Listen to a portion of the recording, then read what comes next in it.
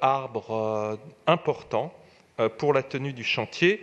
Je vous rappelle que replanter 9 arbres de taille petite, des arbrisseaux, ne remplace pas l'apport écologique des arbres de grande taille abattus. Aussi, les écologistes déposent un vœu afin d'attirer l'attention de notre collectivité sur la nécessité d'intégrer la création de parcelles de pleine terre dans cette emprise, de mobiliser les conseils de quartier, les riverains et les habitants, les commerçants, pour qu'ils fournissent des idées pour cette nouvelle place et d'arriver à un projet de réaménagement co-construit en participant en particulier avec la participation de la RATP à ce chantier. Je vous remercie pour votre attention.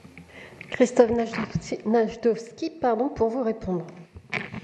Merci Madame la maire. Il est en effet essentiel d'augmenter la couverture végétale de notre ville. C'est un axe essentiel de la stratégie d'adaptation de Paris au changement climatique et tous les intervenants sur le domaine public doivent s'y atteler et saisir chaque occasion. Cette remise en état du terre-plein de Jussieu dans le cadre d'une opération initiée par la RATP en est une et le réaménagement doit par ailleurs, ainsi que vous le demandez, être envisagé en concertation avec les riverains et le conseil de quartier local. Et donc c'est la raison pour laquelle nous émettrons un avis favorable.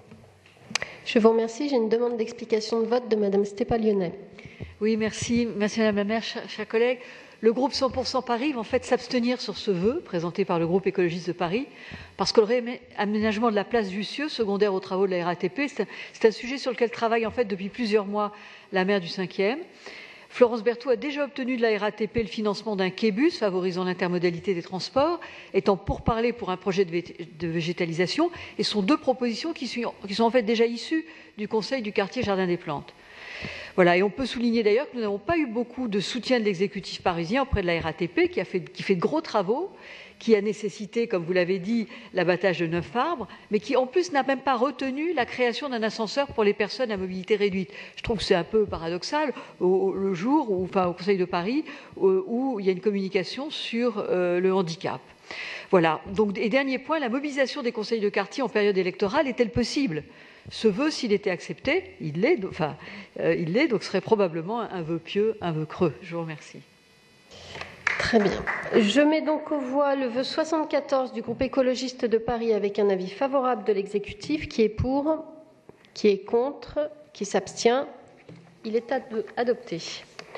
Nous examinons le vœu 75